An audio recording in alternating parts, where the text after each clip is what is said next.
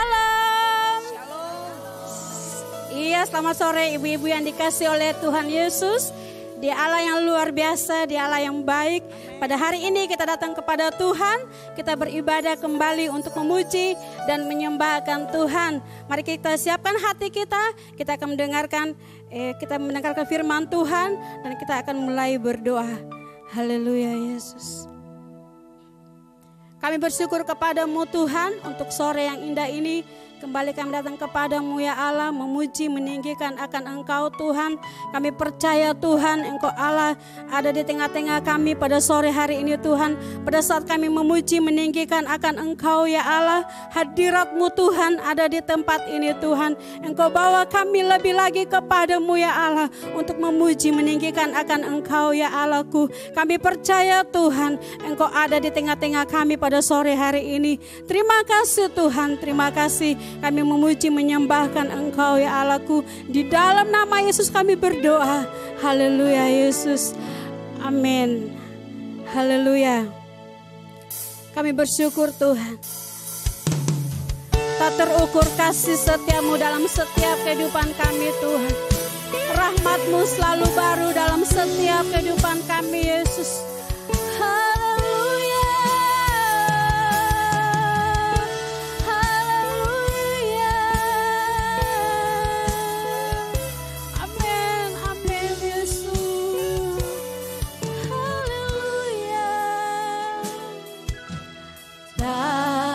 Terukur kasih-Mu Yesus, Kau telah mati gantikan diriku, Kau curahkan darah-Mu untuk tebus dosaku.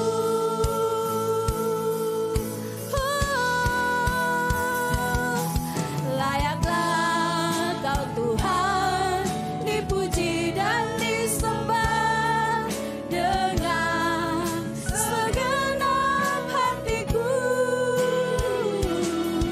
Layaklah Kau Tuhan dipuji dan disembah dengan segenap jiwa ragaku. Amin. Dia Allah yang luar biasa, Dia Allah yang layak kita tinggikan.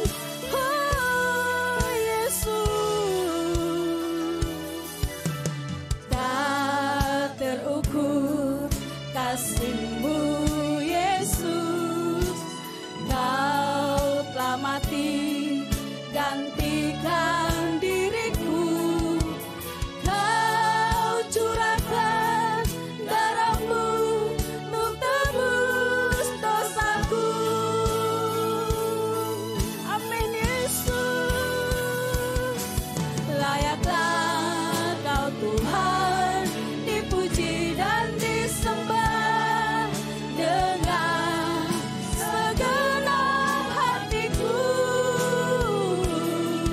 Layaklah Kau Tuhan dipuji dan disembah dengan segenap jiwa raga. Layak Tuhan, layaklah, oh layak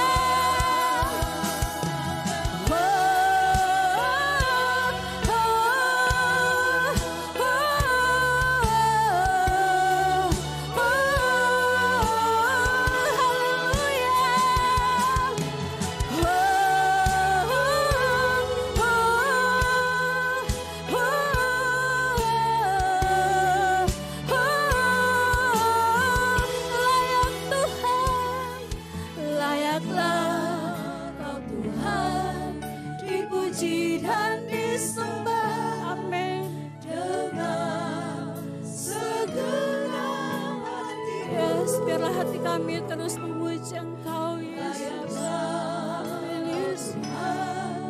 Dipuji dan disembah dengan segenap jiwa ragaku. Layak Tuhan, layaklah Kau Tuhan, dipuji dan disembah dengan segenap hatiku.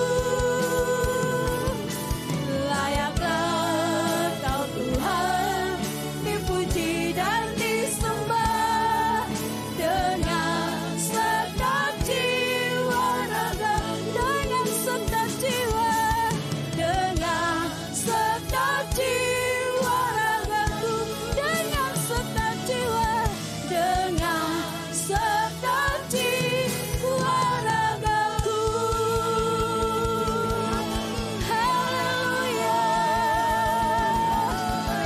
haleluya. Kami bersyukur Tuhan, Engkau baik. Mari kita menyembah Dia. Haleluya. Kurabataga sikiradadada moya sende. Kiradadadada moya son. Kurabataga sikiradadada mo. Engkau layak disembah, Engkau layak ditinggikan. Haleluya, haleluya. Kami bersyukur Tuhan, Engkau baik Tuhan, Engkau luar biasa Tuhan. Kami mengagungkan akan Engkau Yesus. Haleluya. Kurabataga sikiradadada moya sande. Kiradadada moya se. Kiradadada moya. Haleluya, haleluya. Yesus, terima kasih Tuhan, Engkau baik, Engkau baik. Haleluya Yesus, yes Tuhan, haleluya. Engkau Allah yang luar biasa Tuhan. Kami kagum akan Engkau Yesus. Mata kami tertuju kepadamu ya Allah. Engkau Allah yang luar biasa dalam setiap kehidupan kami Tuhan. Terima kasih Yesus. Engkau luar biasa Tuhan. Haleluya. Haleluya Yesus. Engkau baik. Oh, kami menyembah-Mu Yesus. Kami tinggikan Engkau. Engkau Allah di tengah-tengah kami pada hari ini Tuhan. Engkau nyata dalam setiap kehidupan kami Tuhan. Oh, kami menyembah-Mu Tuhan. Kami bersyukur padamu Yesus. Haleluya, haleluya.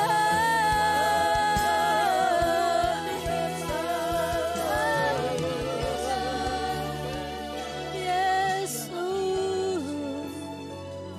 haleluya Yesus. Kami bersyukur Tuhan. Engkau Allah yang besar itu ada di tengah-tengah kami pada sore hari ini Tuhan. Kami merasakan Tuhan hadirat-Mu ada di tempat ini Yesus. Terima kasih Tuhan, terima kasih.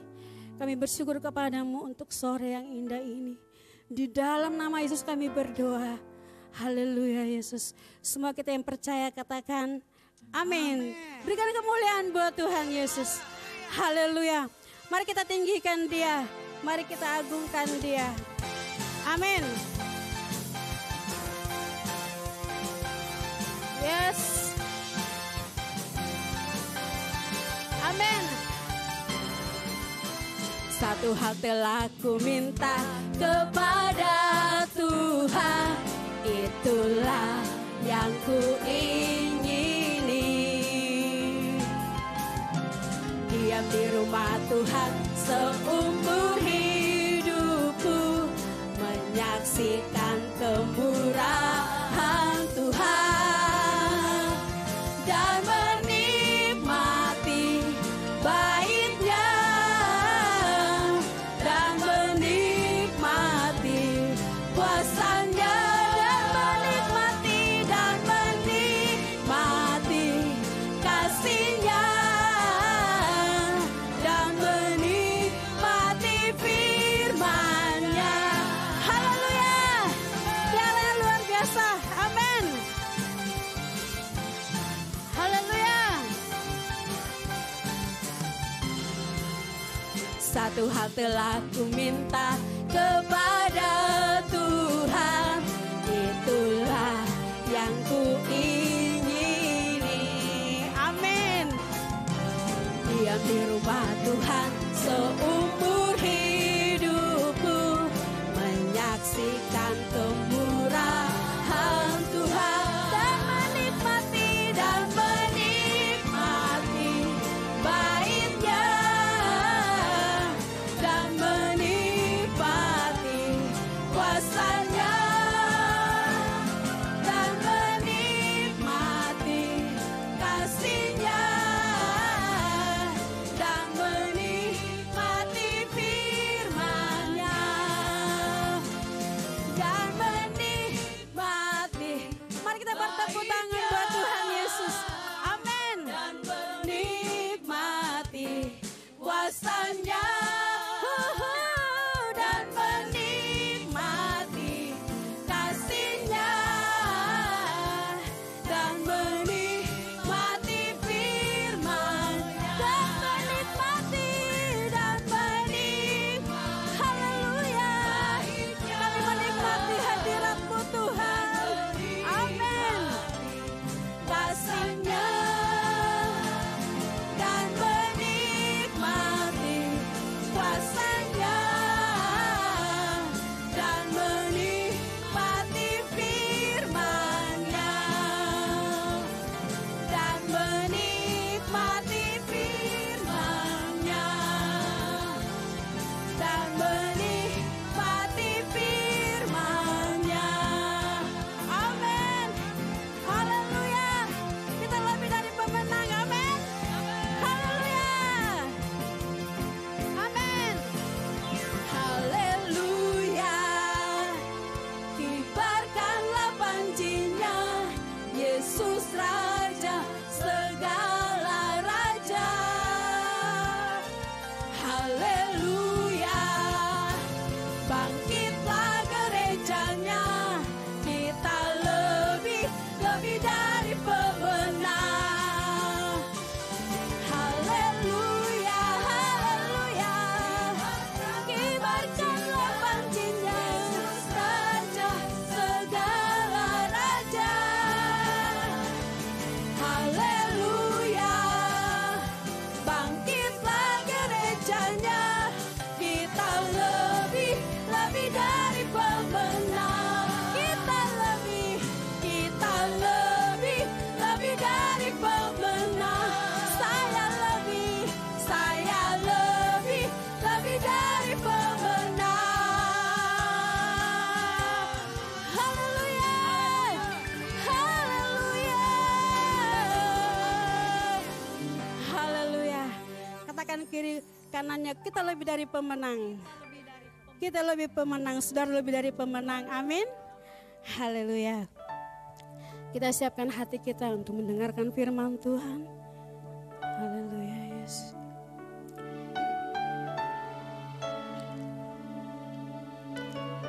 Engkau bawa kami terus Tuhan di dalam hadirat-Mu ya Allah.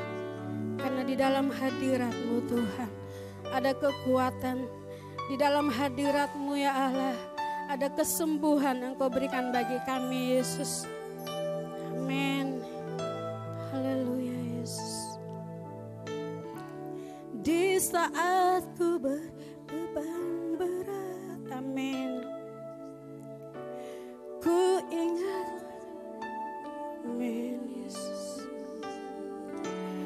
hanya Kau yang paling peduli keadaan yang ku alami. Di saat ku hilang harapan, ku berlari padamu Tuhan. Hanya Kau yang paling mengerti jalan keluarku yang pasti. Seperti tangan-Mu berkuasa mengubahkan padang gurun menjadi taman Tuhan. Ku percaya Kau sanggup pulihkan kehidupanku seindah rancangan-Mu yang sempurna. Amin. Haleluya. Dia Allah kita, Allah yang luar biasa. Haleluya Yesus. Yesus. Di saat ku berbeban berat, ku ingat Kau punya Kau Tuhan. Hanya Kau yang paling peduli keadaan yang ku alami. Di saat ku hilang harapan, ku berlari padamu Tuhan. Hanya Kau yang paling mengerti, yes, jalan keluarku yang pasti. Seperti tangan-Mu berkuasa mengubahkan padang gurun menjadi taman Tuhan. Ku percaya Kau sanggup pulihkan kehidupanku seindah rancangan-Mu yang sempurna. Seperti tangan-Mu Tuhan. Amin Yesus. Amin. Yes Tuhan. Ku percaya Kau sanggup pulihkan kehidupanku seindah rancangan-Mu yang sempurna. Haleluya. Kami menyembah-Mu Tuhan. Rancangan-Mu indah bagi kami. Rancangan-Mu sempurna Tuhan. Haleluya. Yesus. Haleluya.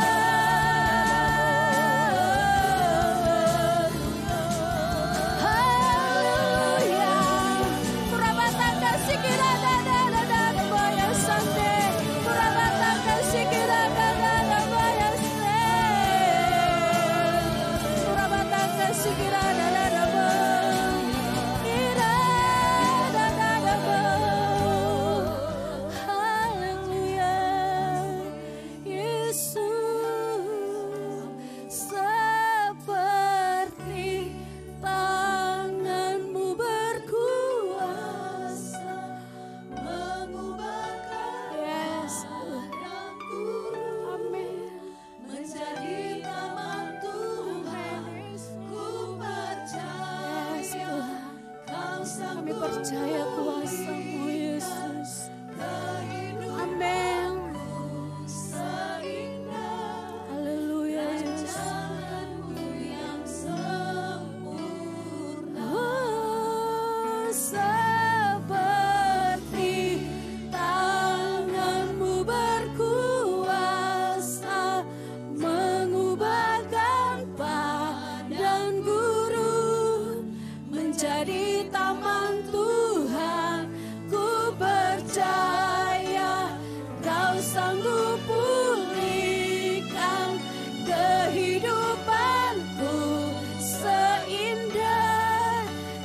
rancangan-Mu yang sempurna. Seperti tangan-Mu berkuasa mengubahkan padang gurun menjadi taman Tuhan.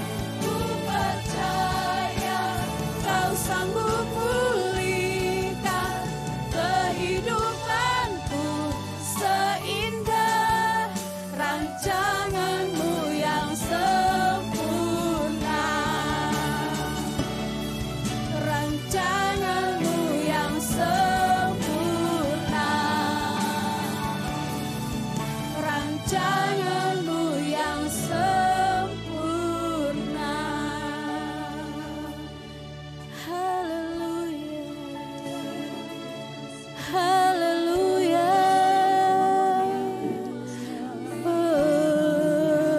Terima kasih Tuhan. Yesus. Kami percaya Engkau punya rancangan yang indah untuk para wanita-wanita. Tuhan, kalau Engkau masih mengizinkan untuk kami bisa beribadah, walaupun hanya melalui online saja, tapi Tuhan tetap ada bersama kami. Kami bisa menikmati keberadaan-Mu melalui pujian penyembahan yang sudah kami naikkan. Biar itu menyentuh, membuka hati kami untuk menerima firman-Mu. Karena tanpa firman-Mu, hidup kami tidak punya arah, Bapa. Tapi dengan firman-Mu, Engkau akan selalu menunjukkan jalan apa yang harus kami perbuat. Sehingga setiap kali dalam perjalanan hidup kami, dalam mempertahankan keluarga kami masing-masing, kami boleh dituntun untuk membawa keluarga kami menjadi keluarga yang penuh dengan kesejahteraan. Ada damai sentosa, ada sukacita, karena ada kebenaran Allah di dalam keluarga kami. Karena itu izinkan Tuhan untuk saat ini para wanita-wanita yang ada untuk diisi dengan kebenaran firman-Mu, supaya kami boleh menjadi penolong-penolong di dalam keluarga kami masing-masing, yang bisa menjadi penasihat yang baik Tuhan, bahkan bisa membedakan antara yang benar dan yang salah, sehingga kami boleh mengayomi keluarga yang Tuhan percayakan buat kami ada di dalamnya, sebagai penolong yang selalu mendapatkan jawaban dari Tuhan. Karena hidup kami selalu dekat dengan Engkau. Terima kasih Tuhan, biarlah dengan pemberitaan firman yang sederhana ini boleh menjadi berkat bagi kami semuanya, untuk kami melanjutkan perjalanan hidup kami, terutama kerohanian kami, supaya pada saat tiba harinya Engkau datang, kami didapati sebagai hamba yang baik dan setia dalam tugas-tugas yang telah Engkau percayakan kepada kami semua di dalam keluarga kami masing-masing. Dan jikalau masih ada anak-anak Tuhan yang dalam kesakitan, penderitaan, kena corona dan sebagainya, mungkin yang kena tifus, DBD dan apa saja Tuhan yang mengganggu kesehatannya, mari Tuhan, saat kami berdoa, biarlah di rumah masing-masing Engkau ada, jamah mereka Tuhan. Dalam nama Yesus kami percaya firman-Mu akan membebaskan kami dari setiap belenggu-belenggu apapun yang mengikat kami, untuk kami tidak bisa bangkit melayani Tuhan, melayani keluarga. Tuhan tolong kami semuanya, dan terutama dalam pemberitaan firman kami perlu urapan-Mu Bapa, supaya apa yang keluar dari mulut hamba-Mu itu semuanya berasal dari Engkau. Engkau hanya pinjam mulut hamba-Mu untuk menyampaikan isi hati-Mu. Dan jikalau ada kuasa roh-roh jahat yang mau mencuri benih-benih firman, dalam nama Yesus kami tolak semuanya. Engkau hancurkan, Engkau pergi dari dalam kami semuanya, supaya taburan firman-Mu tidak ada yang kembali dengan sia-sia. Dalam nama Yesus kami sudah berdoa dengan percaya, kasih setia-Mu menjaga kami semuanya. Dalam nama Yesus kami semua siap untuk ditaburi firman Tuhan. Yang percaya dan siap ditaburi firman Tuhan katakan amin. Ya.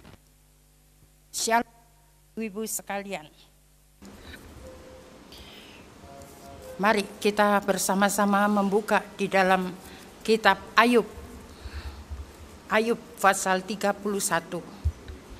Ayub pasal yang ke-31 ayat yang ke-23. Ayub pasal 31 ayat yang ke-23. Karena celaka yang daripada Allah menakutkan aku, dan aku tidak berdaya terhadap keluhurannya. Jadi ini Ayub berkata, karena celaka yang daripada Allah menakutkan aku, dan aku tidak berdaya terhadap keluhurannya.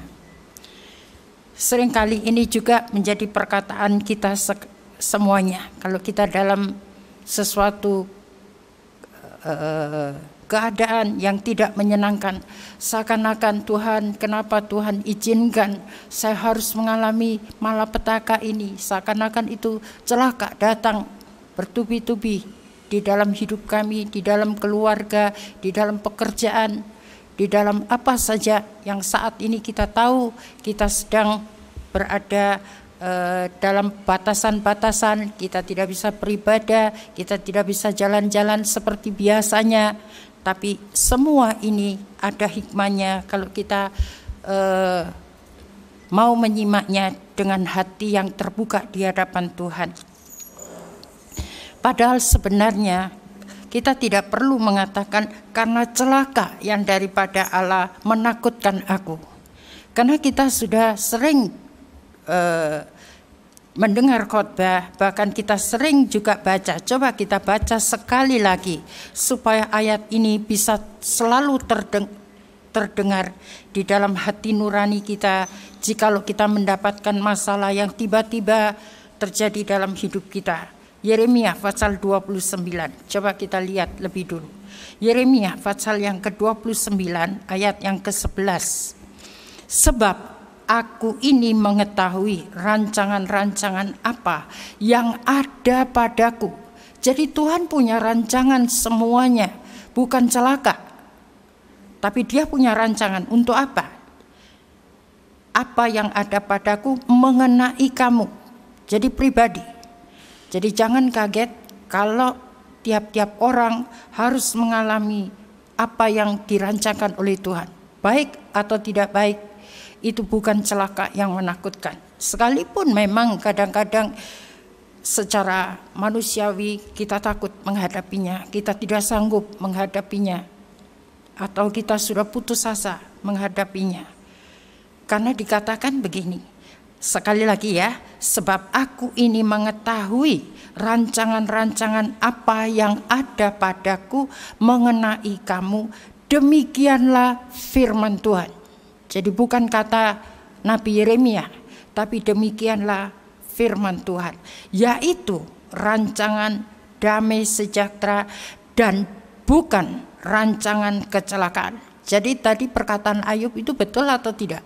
Bahwa dia mengalami celaka yang daripada Tuhan itu menakutkan.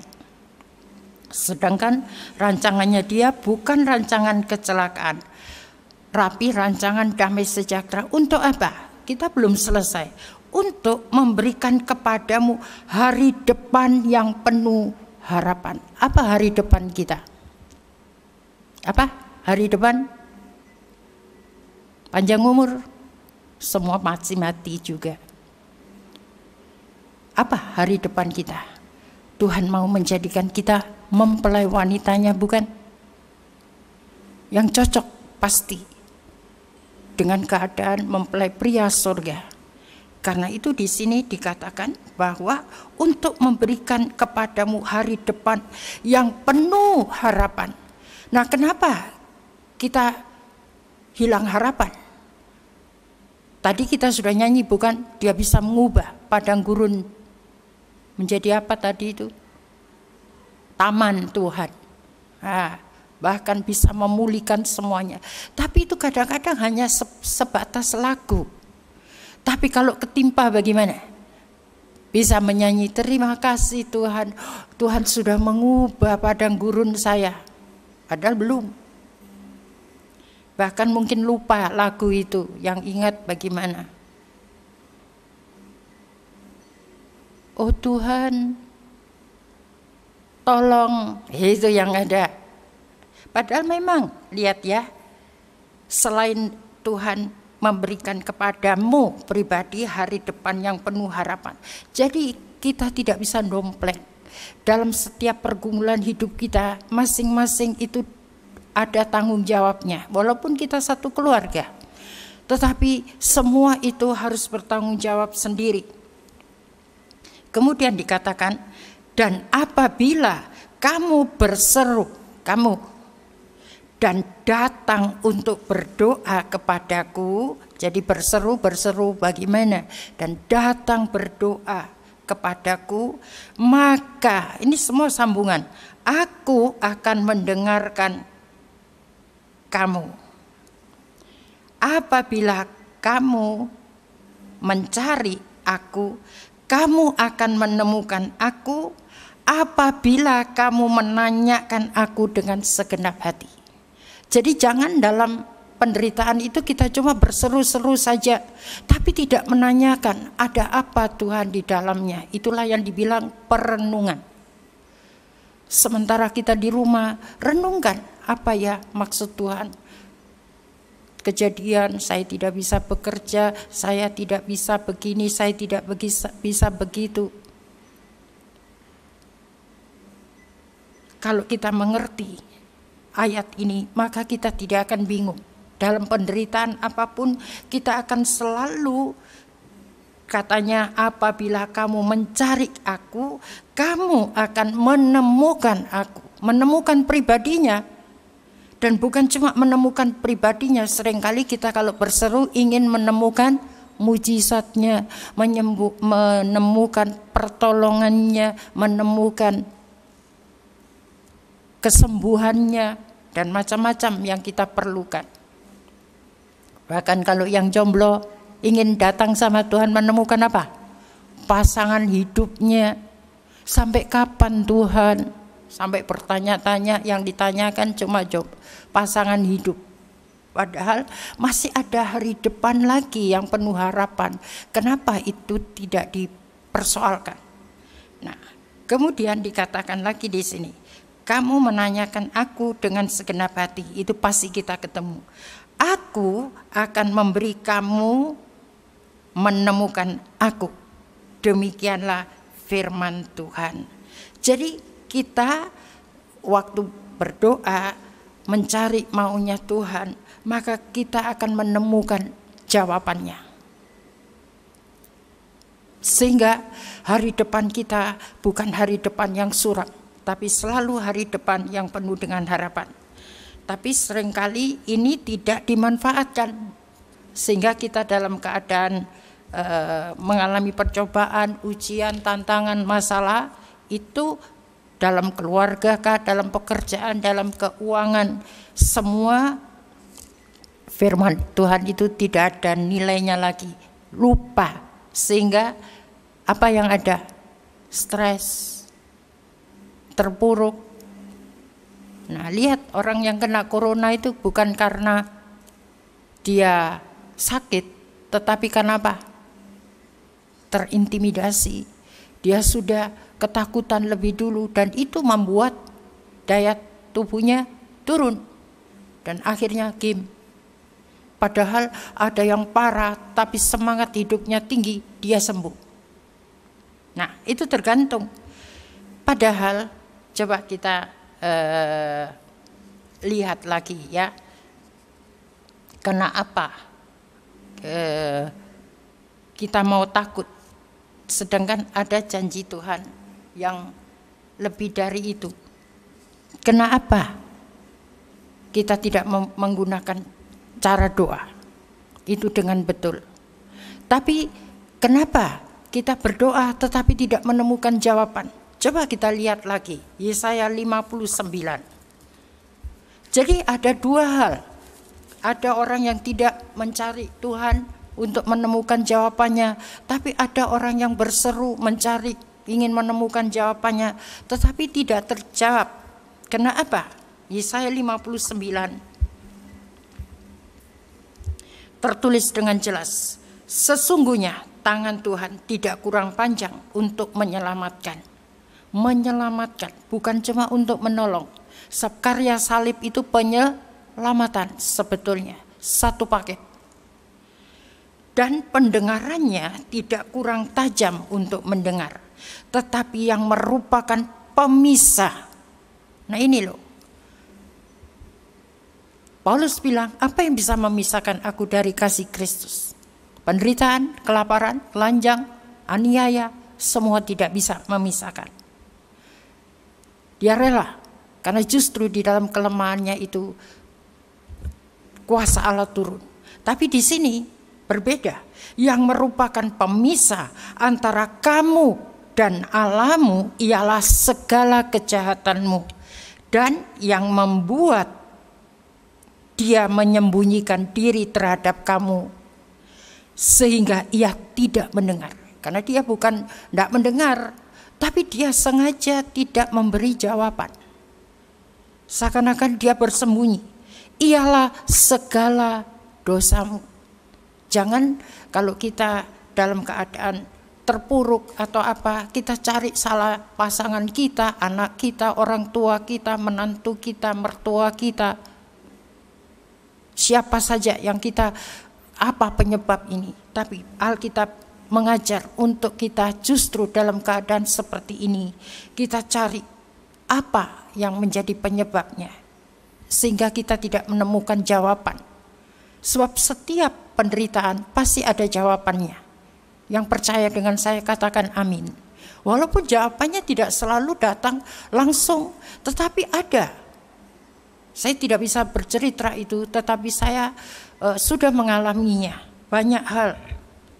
Nah, di dalam ayat 2 itu dikatakan tadi ya, sehingga ia tidak mendengar ialah segala dosamu, sebab tanganmu cemar oleh darah. Jadi jangan perbuatan kita itu cemar oleh darah dan jarimu oleh kejahatan. Tapi kalau kita mengangkat tangan kita kepada Tuhan dengan sungguh, Tuhan menolong atau tidak, Tuhan pasti memberikan jawaban. Apalagi kalau kita serahkan tangan kita, pegang tanganku Roh Kudus, dia akan pegang kita. Dan dia tidak akan begitu saja melepaskan. Karena dia mengasihi kita sebetulnya dengan bukti pengorbanannya di atas salib. Dia sudah memberikan nyawanya menjadi korban tebusan bagi kita. Kemudian di sini dikatakan mulutmu, nah, ini mulut lagi. Jadi kita mesti periksa. Sebab wanita itu terkenal dengan bicaranya, bukan? Jangan sampai kita banyak bicara sampai itu yang memisahkan kita untuk Tuhan tidak bisa berbicara dengan kita. Coba lihat, mulutmu mengucapkan dusta, lidahmu menyebut-nyebut kecurangan.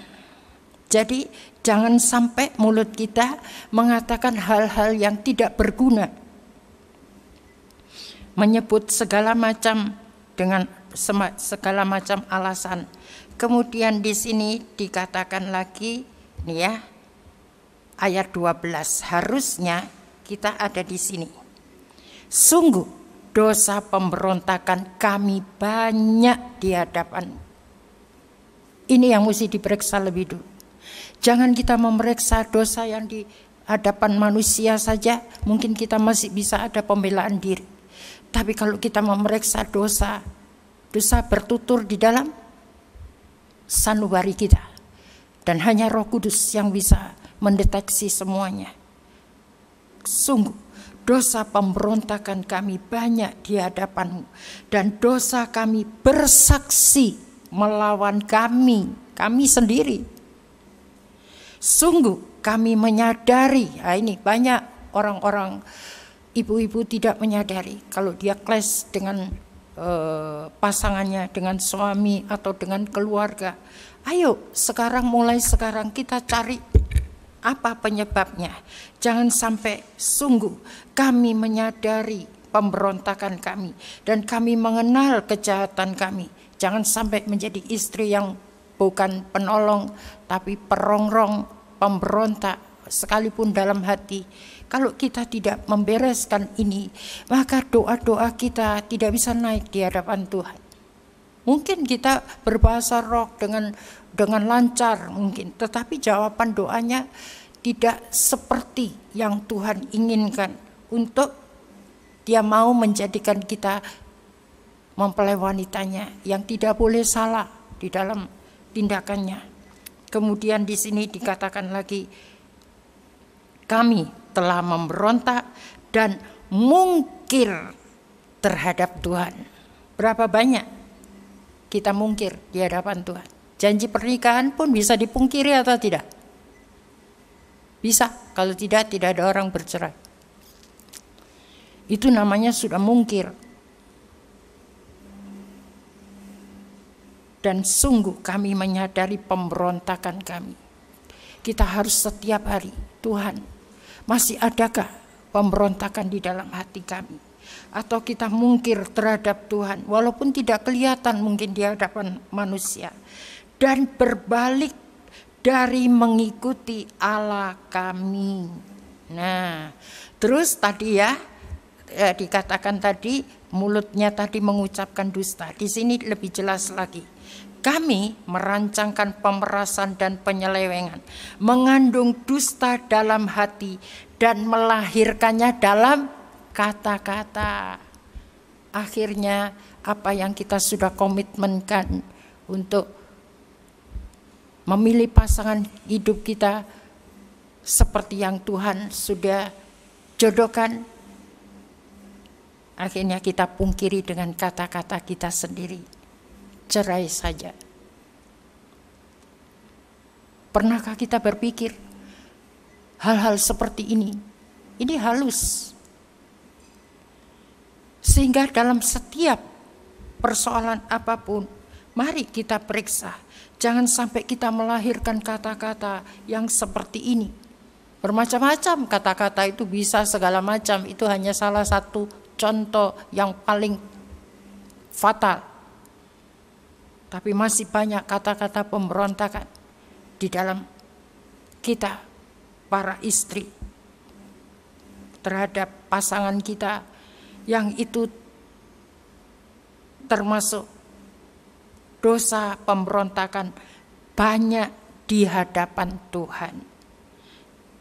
Nah, kemudian dikatakan kalau sudah begini, ayat 14 dikatakan hukum telah terdesak ke belakang dan keadilan berdiri jauh-jauh, sebab kebenaran tersandung di tempat umum, sehingga biar umum melihat kita sudah tidak pusing. Biar jadi tontonan anak-anak di dalam rumah juga tidak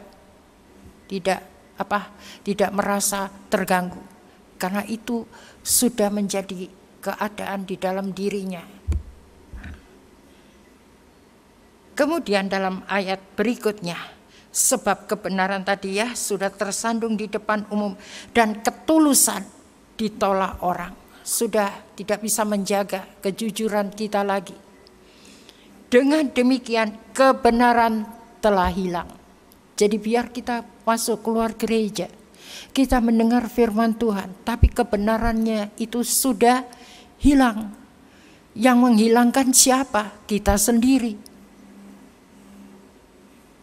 Dan akhirnya mau minta sesuatu kepada Tuhan, Tuhan juga menyembunyikan diri. Nah, sekarang coba kita lihat lagi ya. Padahal Yesaya 43, coba kita lihat lagi. Yesaya 43 ayat 1, itu perikopnya, Allah adalah satu-satunya penebus. Tetapi sekarang, kalau mungkin kemarin-kemarin belum sadar bahwa kita harus terus memeriksa kesalahan-kesalahan kita dari hati, pikiran, kata-kata kita setiap hari, supaya jangan sampai kita membuat ada pemisahan antara kita dengan Tuhan. Tetapi sekarang beginilah firman Tuhan yang menciptakan engkau, hai Yakub. Yakub penipu, kita tahu asalnya kita semua ini sama semua. Yang membentuk engkau, hai Israel. Biarlah lewat persoalan-persoalan yang menimpa hidup kita, itu membentuk karakter kita supaya menjadi Israel. Apa artinya Israel? Pahlawan Tuhan yang berkemenangan. Nah, dikatakan lagi, janganlah takut. Nah ini loh, kalau mengalami keadaan-keadaan seperti itu, kalau hidup kita betul, ada pemeriksaan diri sendiri untuk tidak memungkiri komitmen kita dengan Tuhan, apa yang kita sudah janjikan kepada Dia. Janganlah takut, sebab aku telah menebus engkau. Sudah ditebus loh. Aku telah memanggil engkau dengan namamu. Kalau tidak, kita tidak punya keluarga. Yang terpanggil menjadi punya keluarga, itu ada namanya pasti. Nah, yang belum berkeluarga, ya itu minta sama Tuhan untuk kalau diberi puji Tuhan, kalau tidak bersyukur, karena Tuhan menghindarkan kita dari malapetaka yang akan kita hadapi. Kalau kita berkeluarga mungkin nanti begini dan begitu, sebab Tuhan punya rancangan masing-masing indah di dalam setiap orang. Kemudian di sini dikatakan, janganlah takut sebab aku telah menebus engkau. Aku telah memanggil engkau dengan namamu. Engkau ini kepunyaanku. Nah, jadi kalau kita sudah dimiliki oleh Tuhan, sampai engkau ini kepunyaanku, ini menghadapi apapun itu kita tidak perlu takut, sebab sudah dikatakan bahwa Allah sudah menebus. Berarti kita tidak usah memikirkan masalah kita. Dia sanggup mengatasi semuanya, bahkan mengambil alih semua masalah kita. Dengan bukti apa? Kematiannya di atas kayu salib, dia bilang apa? Sudah selesai. Yohanes, saudara bisa baca sendiri, 19 ayat 28 sampai 30. Nah, sekarang sebenarnya sudah selesai, tapi coba kita baca Yesaya 63. Yesaya 63 ayat 8 sampai 10. Bukankah ia berfirman, sungguh merekalah umatku, sudah diakui engkau kepunyaanku, anak-anak yang tidak akan berlaku curang. Jadi apakah kita menjadi milik Tuhan sebagai anak Tuhan, curang atau tidak di hadapan Tuhan? Makanya kita perlu memeriksa segala dosa kita di hadapan Tuhan. Mungkin di hadapan manusia kita tampaknya benar saja, tapi ada hal-hal. Daud saja bilang bagaimana? Bebaskan aku dari dosa kesalahan yang baik yang kusadari maupun yang tidak kusadari. Jadi di sini, bukankah ia berfirman, sungguh, ini sungguh, kalau Tuhan sudah menebus kita, dia sungguh-sungguh mengakui mereka itu umatku. Tapi kita yang diakui sebagai umatnya bagaimana? Apakah masih tetap menjadi anak-anak yang curang? Atau anak-anak yang tidak akan berlaku curang? Maka, yang tidak berlaku curang, maka ia menjadi juru selamat mereka. Kalau sudah juru selamat, apa saja yang tidak ada di dalam keselamatan, betul? Kesembuhan, mujizat. Kalau Tuhan mau, kematian pun bisa Tuhan hindarkan. Ini bukan kematian yang biasa, maut. Tuhan bisa hindarkan. Maka ia menjadi juru selamat mereka dalam apa? Segala kesesakan mereka. Coba. Mau takut, khawatir apalagi, mau putus asa, mau stres apalagi, karena ada jaminannya. Maka ia menjadi juru selamat mereka dalam segala kesesakan mereka. Bukan seorang duta atau utusan, melainkan ia sendirilah yang menyelamatkan mereka.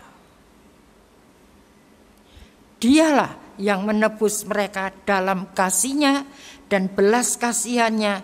Ia mengangkat dan menggendong mereka selama zaman dahulu kala, sebelum kita lahir, Dia sudah tahu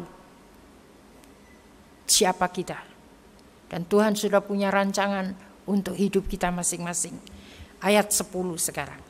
Tapi mereka memberontak, ini persoalannya, dan mendukakan Roh Kudus-Nya. Jadi pemberontakan bukan lalu kita gembar-gembor atau melawan ini, melawan itu, tidak. Mendukakan Roh Kudus saja, itu sudah termasuk memberontak loh. Betapa banyaknya. Karena itu dipesan oleh Paulus, jangan mendukakan Roh Kudus. Apalagi sampai memadamkan Roh Kudus, hanya mau menuruti hawa nafsu kita. Semoga ini tidak ada di dalam hati pikiran kita lagi. Karena mendukakan Roh Kudus sama dengan memberontak di hadapan Tuhan. Maka, nah akibat ini lihat. Maka ia berubah. Ia I besar atau I kecil? I besar. Ia berubah menjadi musuh mereka dan ia sendiri berperang melawan mereka. Kira-kira kalau Tuhan berperang melawan kita, siapa yang kalah? Pasti kita kalah. Tapi kalau setan yang memerangi kita, Tuhan di pihak kita, kita pasti menang. Sebab itu mari kita sekarang sementara di rumah ini, kita banyaklah merenungkan bagaimana hidup kita setiap hari. Apakah kita mendukakan Roh Kudus? Begitu mudah untuk kalau kita tidak berhati-hati. Bagaimana mendukakan Roh Kudus? Antara lain apa? Saya sudah pernah sharekan, bukan? Gampang marah. Jadi kalau kita tidak menjaga hati kita, maka ini akan mengikuti kita. Sehingga Tuhan yang mau menjadi juru selamat kita dalam segala kesesakan berubah menjadi apa? Musuh mereka, dan ia sendiri berperang melawan mereka. Coba kita sekarang baca lagi di dalam Kisah Rasul 4 ayat 12. Saya bacakan dalam terjemahan yang lain, begini bunyinya. Jadi dialah satu-satunya yang bisa menyelamatkan manusia. Karena di seluruh dunia hanya dialah yang dipilih Allah yang menyelamatkan manusia. Tidak ada yang lain. Jadi di sini Yesus itu bukan cuma sekedar untuk kita bisa menyembuhkan atau membuat tanda mujizat atau menghindarkan kita dari kematian. Tapi kita harus fokus. Kita percaya kepada Tuhan Yesus adalah untuk keselamatan kekal. Ini. Jadi kita harus fokuskan. Kalau kita sudah mengkaitkan diri untuk menjadi kepunyaannya Tuhan, ayo kita fokus apa yang Tuhan mau supaya kita mencapai keselamatan yang kekal itu. Bukan sekedar sakit sembuh, mati juga. Tidak mati sekarang, lain kali usia lanjut juga mati juga. Sebab manusia itu ada batasnya juga. Tapi kita sekarang lihat ada satu hal yang lebih penting untuk kita tahu, bahwa kita harus mencapai keselamatan kekal itu. Setiap agama hanya bisa menunjukkan jalan keselamatan menurut keyakinan masing-masing. Namun tidak bisa memberikan keselamatan.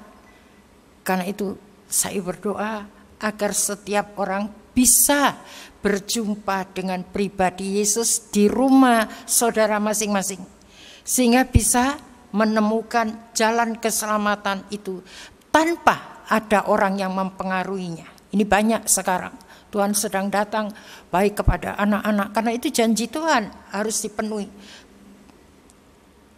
Karena Yesus itu hidup. Dan sewaktu-waktu jika saudara memerlukannya, dia bisa mendatangi saudara kapanpun. Dimanapun, dalam keadaan apapun. Bahkan banyak Tuhan mendatangi orang-orang yang sudah rusak, yang sudah jahat hidupnya. Untuk diubahkan tiba-tiba menjadi berubah. Jadi itu banyak kesaksian ibu-ibu yang ditolong oleh Tuhan. Tapi dengan pengakuannya lebih dulu. Bagaimana dia waktu memilih pasangan hidup, dia tidak mendengarkan nasihat orang tua. Dia mau pakai maunya sendiri. Akhirnya setelah menikah, apa yang terjadi membuat dia penyesalannya. Mau pulang balik, dia malu. Mau minta ampun sama orang tua, dia takut. Tapi pada akhirnya, toh Tuhan pertemukan suami yang jahat itu dengan pribadinya dia. Sehingga dia mengalami perubahan. Tetapi pada akhirnya, ya karena banyak mengkonsumsi obat-obat yang terlarang, akhirnya dia dipanggil oleh Tuhan. Dan itu membuat hal-hal penyesalan di kemudian hari itu sebenarnya lebih baik sekarang sebelum terlambat. Coba kita sekarang lihat ya, Kisah Rasul pasal 3. Saya mau pergi ke sini. Kisah Rasul pasal 3. Buat saya ini menarik. Kisah Rasul pasal 3. Kita lihat satu kisah ini. Kisah Rasul pasal 3. Sehingga doa-doa kita jangan seperti pengemis ini. Yang hari-hari ini ya. Kisah Rasul 3 ayat 1 dan 2. Pada satu hari menjelang waktu sembahyang, yaitu pukul 3 petang. Ya seperti sekarang ini, pukul 3 petang. Naiklah Petrus dan Yohanes ke bait Allah. Di situ ada seorang laki-laki yang lumpuh sejak lahirnya, sehingga ia harus diusung. Tiap-tiap hari orang itu diletakkan dekat pintu gerbang bait Allah yang bernama Gerbang Indah untuk meminta sedekah kepada orang yang masuk ke dalam bait Allah. Jadi hari-hari dia pergi ke bait Allah tapi tidak bisa masuk karena hatinya tujuannya cuma apa? Minta-minta, pengemis. Kita tahu pengemis itu mengharapkan manusia. Jangan kita menjadi anak Tuhan mental pengemis. Dia tidak akan bisa memasuki rencana Allah yang baik untuk kita. Mental pengemis mau mengharapkan orang saja. Mau mengharapkan pertolongannya Tuhan saja. Mau mengharapkan mujizatnya Tuhan. Senang sekali kalau mendapat berkat. Itu tipe rohani mental pengemis. Kalau bukan karena Tuhan, kita semua seperti itu, betul? Saya pun kalau tidak ditolong oleh Tuhan dengan banyak perkara, saya juga mental seperti itu. Kalau ada kesulitan, datang sama Tuhan, berseru-seru, mengemis lagi, Tuhan tolong. Nah, akhirnya di sini dilihat ya, apakah dia masuk? Tidak. Nah, cuma di sini walaupun sudah dekat di pintu gerbangnya, tapi tidak masuk dalam rencana Tuhan. Kita lihat ini, betapa banyaknya hal-hal kita sudah pernah periksa. Ahli Taurat, orang Farisi, dia bisa mengajar firman Tuhan, tapi dia sendiri hidupnya Tuhan bilang celaka, karena termasuk orang yang munafik di hadapan Tuhan. Bahkan dikatakan dalam satu ayat, dia tidak jauh dari kerajaan Allah. Tidak jauh, tapi belum masuk. Sama dengan pengemis ini. Tapi lihat dalam ayat yang ketiga. Kita lihat dulu Mazmur 9. Ini. Tuhan mau menolong.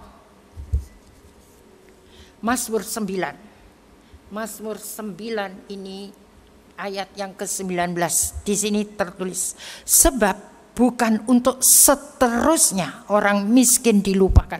Ini pengemis ya, mental pengemis pasti miskin. Tidak ada pengemis kaya, kecuali sekarang ada memangnya berjuta-juta itu karena ya itu. Tapi dia tidak menikmati karena dia selalu dirinya mental minta-minta saja, yang pakaian jelek-jelek, yang bisa dikasihani orang, walaupun uangnya banyak. Tapi ini ayat begini bunyinya, sebab bukan untuk seterusnya orang miskin dilupakan, bukan untuk selamanya hilang harapan orang sengsara. Jadi jangan sampai harapan kita untuk menjadi mempelai Tuhan itu sirna hanya oleh karena sengsara, imannya sudah tidak kuat, akhirnya tidak bergaul karib dengan Tuhan, malah mengeluh, bersungut-sungut dan sebagainya. Tadi saya Kisah Rasul ya, Kisah Rasul tadi. Nah sekarang kita tahu bahwa Petrus ini hanya sarana saja. Ayat yang ke-6, saya lompat saja.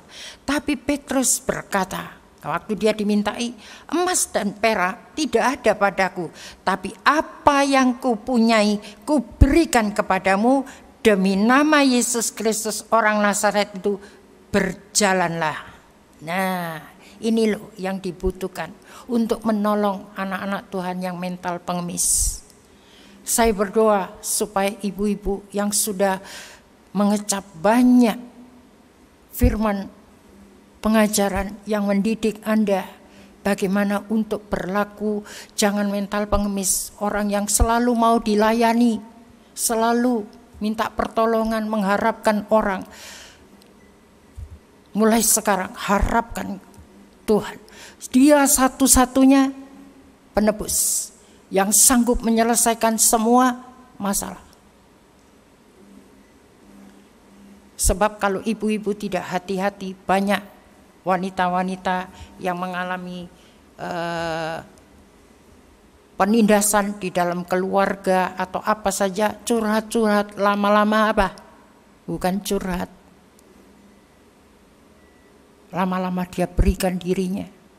Itu banyak kasus yang seperti itu. Tidak ada gunanya bikin berdosa. Lebih baik Anda sungguh-sungguh pegang janji ini. Orang sengsara itu tidak selamanya hilang harapan kalau dia bertekun. Dan orang miskin tidak selamanya dilupakan orang miskin yang tidak punya siapa-siapa. Tapi lihat, ada orang yang memperkenalkan. Berarti kita harus menjadi alat Tuhan yang seperti Petrus, Yohanes tanpa disuruh. Waktu dia memberikan nama itu, berjalanlah. Wah, terus apa? Ayat 7. Lalu ia memegang tangan kanan orang itu dan membantu. Ada bantuannya. Bukan cuma, jalan. Sudah. Kalau perlu dirawat. Bagaimana itu cara supaya orang ini betul-betul punya iman kepada Yesus, dibimbing. Nah, itu gunanya untuk klik. Kalau tidak klik tidak bisa untuk sekarang, coba Anda telepon bagaimana keadaan saudara, baik-baik, begini dan begitu. Wah, itu satu bantuan untuk menolong orang-orang yang butuh pertolongan. Kemudian di sini seketika itu juga kuatlah kaki dan mata kaki orang itu. Lihat ya. Ini kita perlu menguatkan iman-iman anak-anak Tuhan yang lagi terpuruk. Saudara pasti tahu, kalau saya tidak tahu. Jadi itu Anda semua perpanjangan kaki tangan Tuhan. Gunakan kesempatan ini untuk menolong yang lain. Kalau saudara sudah pernah ditolong oleh Tuhan. Kemudian di sini dikatakan ayat yang ke berapa itu? Ayat 7 tadi sudah ya, memberikan bantuan. Ayat 8, lihat, waktu pengemis itu tadi sudah dikuat kakinya dan mata kakinya, ia melonjak berdiri, lalu berjalan kian kemari dan mengikuti mereka. Kemana sekarang? Masuk ke dalam bait Allah, berjalan dan melompat-lompat serta memuji Allah. Wah, berarti orang ini tadi tidak kenal masuk gereja, tidak kenal siapa Yesus. Sekarang tiba-tiba dengan apa yang dilayankan oleh Petrus dan Yohanes ini tadi, tiba-tiba sekarang dia bisa memuji-muji Allah. Nah, apakah ada yang mempengaruhi? Ayo ikut saya masuk di gereja. Ada? Tidak ada. Dia sendiri yang mengikuti sambil melompat-lompat tadi itu. Ini nanti kebangunan rohani akan terjadi seperti ini. Kalau saudara betul-betul menjalankan misi Tuhan untuk menolong.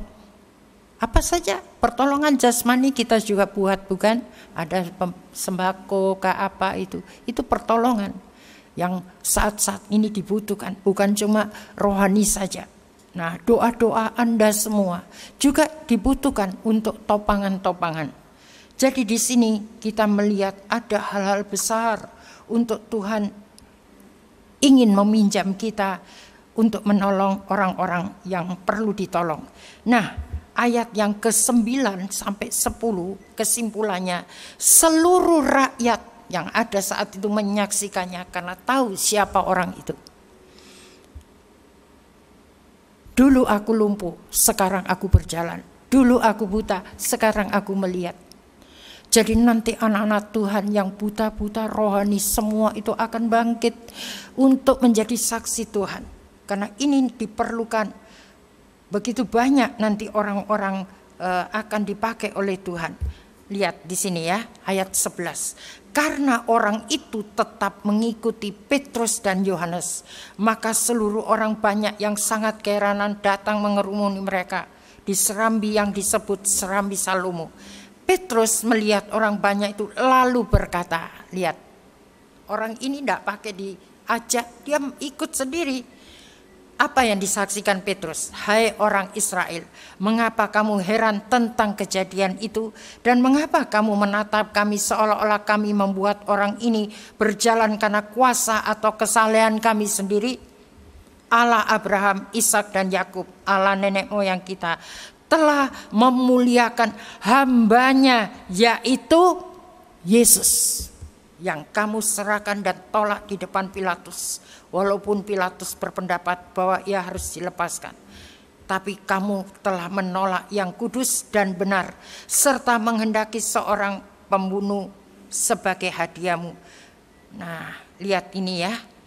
Demikianlah ia pemimpin kepada hidup telah kamu bunuh, tapi Allah telah membangkitkan dia dari antara orang mati, dan tentang hal itu kami adalah saksi. Jadi bukan dia punya kuasa untuk menyembuhkan. Saksinya sekarang bagaimana? Dan karena kepercayaan dalam nama Yesus, selalu fokusnya Yesus, maka nama itu telah menguatkan orang yang kamu lihat dan kamu kenal ini, dan kepercayaan itu telah memberi kesembuhan kepada orang ini di depan kamu semua. Jadi ini rahasia orang yang menjadi saksi Kristus.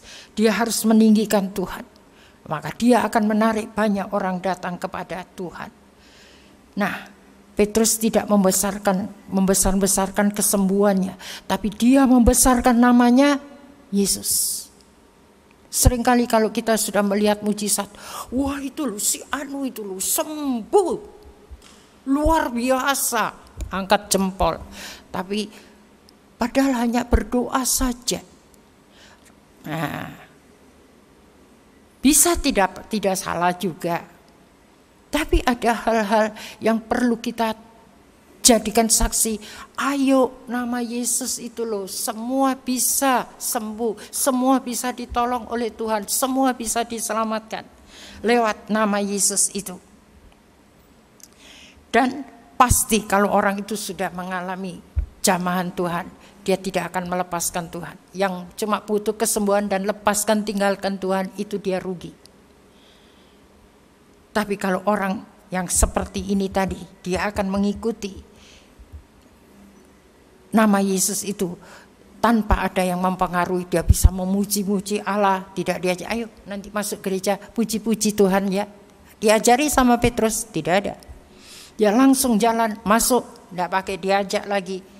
Dan langsung dia memuji-muji Allah. Nah, di sini lagi, coba kita lihat ya. Di dalam Yesaya 43, coba kita lihat lagi. Yesaya 43, kita kembali ke Yesaya 43. Yesaya 43, ayat yang ke-10 dikatakan begini. Kamu inilah saksi-saksiku. Demikianlah firman Tuhan. Kamu pribadi adalah bukan Petrus, kamu saksi-saksiku. Pendeta-pendeta, kamu saksi-saksiku. Tidak. Kamu ini saksi-saksiku. Demikianlah firman Tuhan. Dan hambaku yang telah kupilih supaya kamu tahu dan percaya kepadaku dan mengerti bahwa aku tetap Dia. Sebelum aku tidak ada Allah dibentuk dan sesudah aku tidak akan ada lagi. Akulah Tuhan dan tidak ada juru selamat selain daripadaku. Ini yang kita harus saksikan. Dimanapun kita berada, kalau boleh yakinkan orang-orang untuk kalau mereka bisa membuktikan lewat tanda ajaib yang mereka perlukan, saudara bantu. Apa yang diperlukan? Kalau dia punya iman sampai doa kemudian terjadi mujizat, tapi ujung-ujungnya bukan sampai di situ. Tapi saudara harus menjadi saksi bahwa tidak ada juru selamat selain daripadaku. Akulah yang memberitahukan, menyelamatkan dan mengabarkan, dan bukannya Allah asing yang ada di antaramu. Kamulah saksi-saksiku. Demikianlah firman Tuhan, dan akulah Allah. Sampai 2 kali Tuhan ingin supaya kita menjadi saksi-saksi Tuhan untuk memberitahukan tentang juru selamat satu-satunya ialah Tuhan Yesus. Bukan untuk mengkristenkan orang. Perhatikan ini. Sehingga jangan ada orang bersalah paham. Sehingga kalau kita menyaksikan bahwa Tuhan Yesus memang itu kata firman Tuhan. Tidak ada lain selain Tuhan. Kemudian di dalam ayat 13 dikatakan dalam terjemahan yang lain, sampai kapanpun akulah Allah, ya dari kekal sampai kekal. Yesus hidup sekalipun dia harus mati di salib, namun dia bangkit. Dan kita sudah pernah hari apa itu? Kamis ya, kita memperingati hari kenaikannya, dia kembali kepada Bapa di surga. Dan di sini karena dia sudah selesai melakukan misinya untuk menyelamatkan manusia, sehingga sekarang kitalah yang harus meneruskan menjadi saksi-saksi Kristus. Nah, bagi para ibu-ibu sekarang yang ada di rumah, yang punya persoalan, mungkin masalah yang tidak ada jalan keluarnya, mari kita datang kepada Tuhan. Sesuai dengan undangan Tuhan tadi,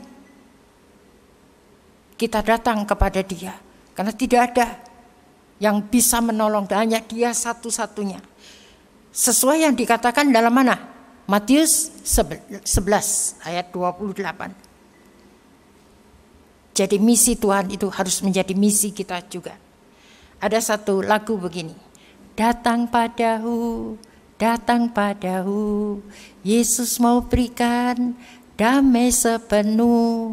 Kalau jiwamu lelah dan bertanggungan berat, datang padahu. Nah, itu kita dalam bentuk apa saja. Kalau ada yang berat, ayo kita ajak datang padahu, bukan datang di gereja, bukan.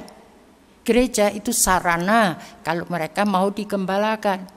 Tapi untuk mengenalkan Yesus itu sebagai juru selamat, itu adalah tugas kita untuk supaya orang-orang yang belum pernah kenal nama ini, dia boleh tahu bahwa dia bukan cuma juru selamat, dia bisa menolong apa saja yang kita perlukan.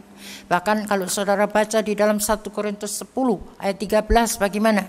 Dia memberi pencobaan yang kita alami, pencobaan biasa. Tapi Yesus itu luar biasa karena dia dengan kesetiaannya, dia sanggup menunjukkan jalan keluarnya sehingga kita semua akan cakap menanggungnya. Dan dia tidak memberi cobaan lebih dari kekuatan kita. Bahkan di dalam Filipi 4, itu di situ semua bersama dia segala perkara bisa kutanggung di dalam dia.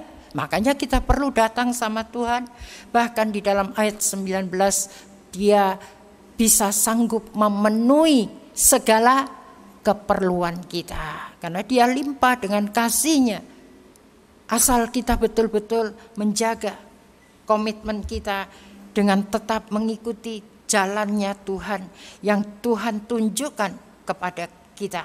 Coba kita lihat Mazmur 25.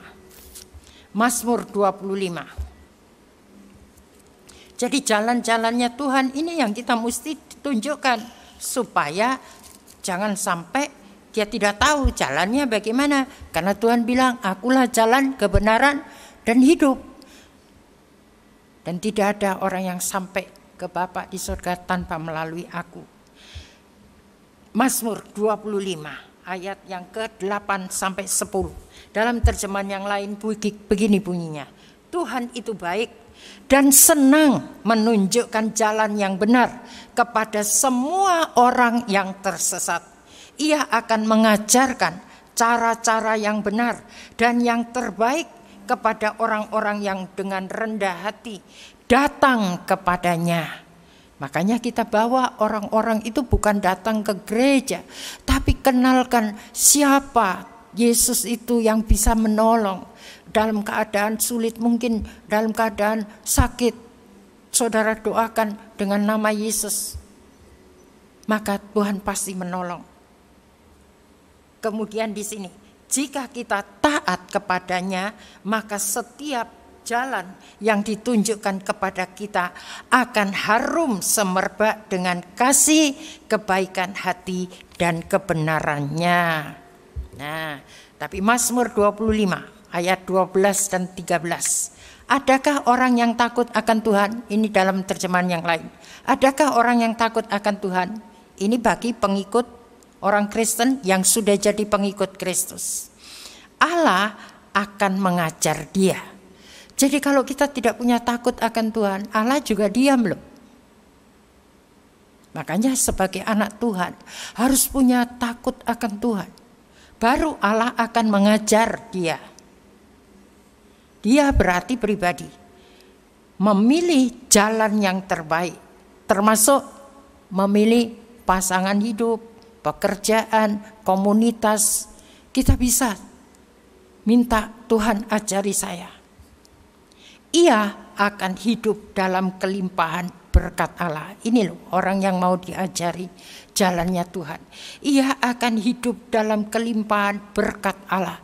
Dalam terjemahan biasa, dia akan menetap dalam kebahagiaan. Bukan sebentar bahagia, sebentar tidak bahagia. Ini bukan bilang berarti tidak ada kesulitan.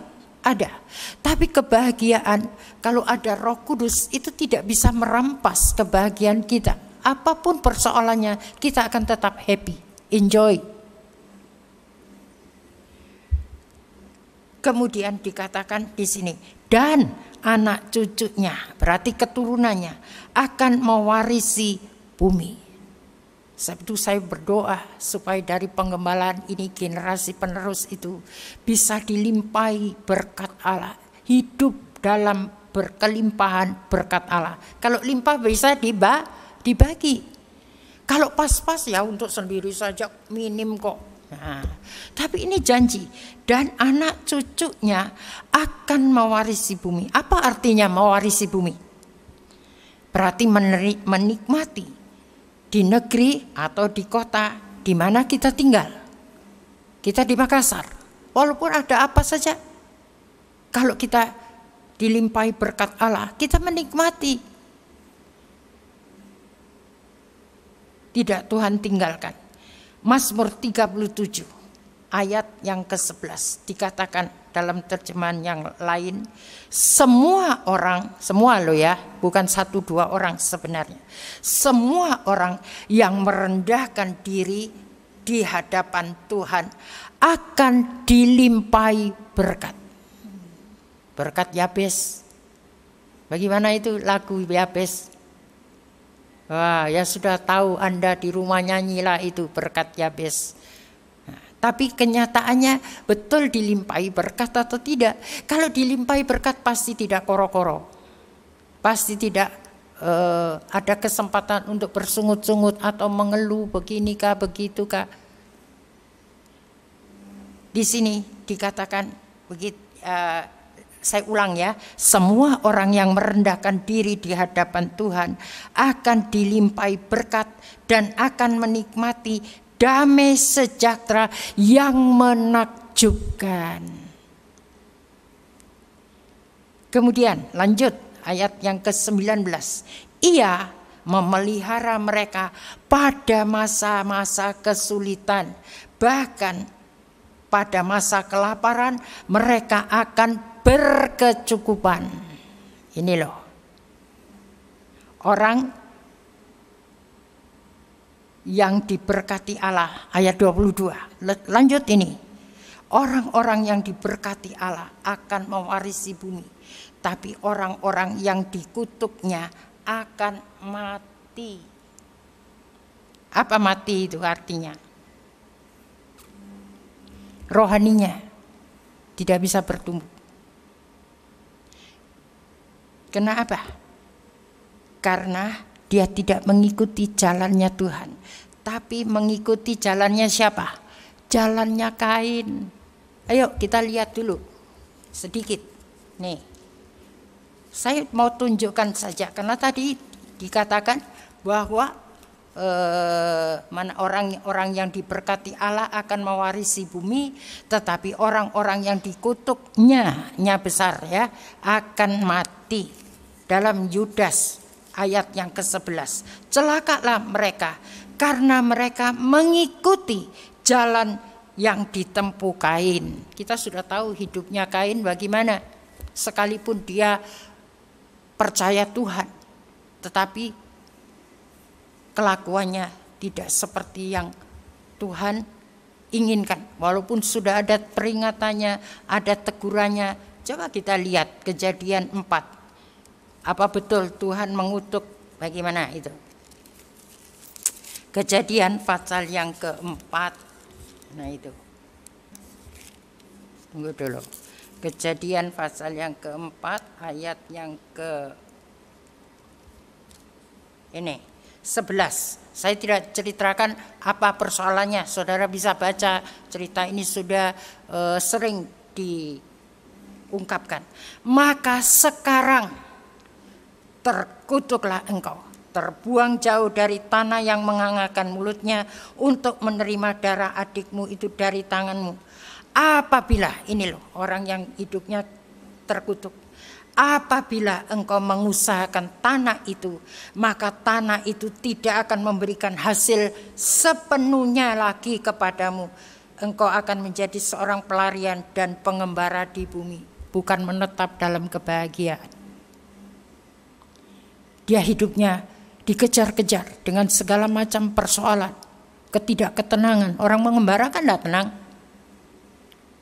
Pelarian juga tidak tenang. Lihat itu buronan, tenang atau tidak. Tetap yang lepas dari lapas juga diburu, harus kembali. Bahkan ada yang didor sampai mati. Pengedar narkoba, toh masih ada orang-orang yang mau melakukan itu. Padahal itu semua jadi buron. Hidup yang tidak was-was. Walaupun mungkin tampaknya uangnya sekali masuk banyak. Tapi akibatnya panjang. Bahkan ada yang harus dihukum mati dan sebagainya. Kita sudah lihat kejadian-kejadian itu, celaka orang yang mengikuti jalan yang ditempuh oleh Kain. Sebab itu kalau ada di sini anak-anak muda yang mengikuti jalan yang tidak benar, mari mulai sekarang ikuti jalan yang Tuhan tunjukkan. Pasti saudara akan merasakan hal-hal yang luar biasa. Kita lanjut ya di sini tadi. Ayat 25 dan 26. Ini kesaksiannya. Dahulu aku muda, tapi sekarang ini hidupnya orang yang jadi saksi Yesus. Dahulu aku muda, tapi sekarang aku sudah tua. Sepanjang umurku belum pernah aku melihat Tuhan meninggalkan orang yang mengasihi Dia, mengasihi firman-Nya. Berarti orang-orang tersebut mau mentaati jalan yang ditunjukkannya. Tapi seringkali cuma lagu doang. Yesus tidak pernah tinggalkan, Yesus tidak pernah tinggalkan Yesus tidak pernah tinggalkan, Tuhan Yesus sertaku. Tapi kenyataannya mana? Nah, sehingga akhirnya bukan nyanyi itu lagi. Nyanyiannya sudah nyanyi dangdut kah? Nyanyi keroncong kah? Sudah berubah nyanyiannya, bukan nyanyi itu lagi. Padahal sebetulnya, lihat ya, kita akan janji Tuhan itu tidak mungkin bisa berubah. Kemudian di sini, sepanjang umurku tadi ya, sudah, atau melihat, ini, tadi sepanjang umurku belum pernah aku melihat Tuhan meninggalkan orang yang mengasihi Dia, atau melihat anak-anak orang saleh menderita kelaparan.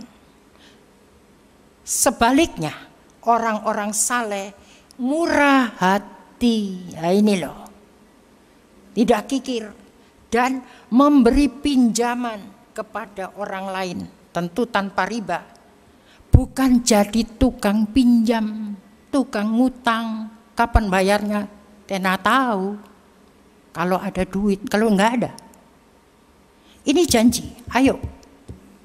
Yang suka ngutang berhenti mogok. Karena saudara tidak hidup dalam janji Tuhan loh. Menggampangkan orang. Ini dalam nama Yesus. Saya berdoa supaya tidak ada. Ini kebiasaan ibu utang di tetangga. Saya ambil dulu ya beras. Orang itu juga perlu hidup loh.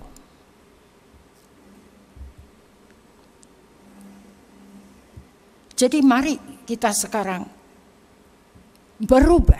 Tadi mental pengemis tadi itu, Tuhan akan rubah. Dia tidak akan bisa memuliakan Allah dengan hidup mental seperti ini, cuma menggantungkan orang lain. Tapi kita harus bertindak seperti ini. Kuat mata kakinya, kuat imannya, berjalan di dalam kehendak Tuhan. Pasti kita bisa dijanji mewarisi bumi. Tadi tidak akan menjadi kelaparan. Sebaliknya, orang-orang saleh itu murah hati, memberi pinjaman kepada orang lain tentu tanpa riba, dan memberi pinjaman ini bukan selalu dalam bentuk uang. Apa saja, kita tidak seperti tidak kikir gitu untuk menolong. Nah, kemudian di sini Mazmur 37 ayat 18. Dari hari ke hari Allah memperhatikan perbuatan baik yang dilakukan oleh orang-orang saleh dan memberi mereka pahala yang kekal. Ingat tadi, orang saleh tidak meminjam, tapi dia memberi pinjaman. Itu sudah diperhatikan loh oleh Tuhan, dan memberi mereka pahala yang kekal. Jadi kalau kita tidak hidup seperti yang Tuhan inginkan ini, maka bagaimana kita akan diberi pahala hidup yang kekal, sedangkan jalannya saja tidak pernah dilalui dengan betul. Sekarang apa cirinya seorang istri atau ibu ya, atau maka yang dikategorikan sebagai orang saleh? Mazmur 37 ayat 30 sampai 31. Dalam terjemahan yang lain begini bunyinya. Orang saleh adalah penasehat yang baik. Tentu bagi keluarganya, bagi anak-anaknya. Tidak menuruti kemauan anak-anaknya yang keliru. Harus berani memberi nasihat. Mungkin saat itu anaknya mungkin berontak atau melawan. Doakan. Tapi bukan karena anaknya seperti mohon-mohon kita jatuh hati. Untuk memberikan semua yang mereka mau. Itu keliru. Akhirnya kita terjerat tadi itu ke dalam kesalahan-kesalahan di hadapan Tuhan, sehingga kalau kita berseru kepada Tuhan, Tuhan tidak menjawab. Mari kita sekarang mengadakan perenungan dalam diri kita masing-masing sebagai penasehat yang baik tadi itu.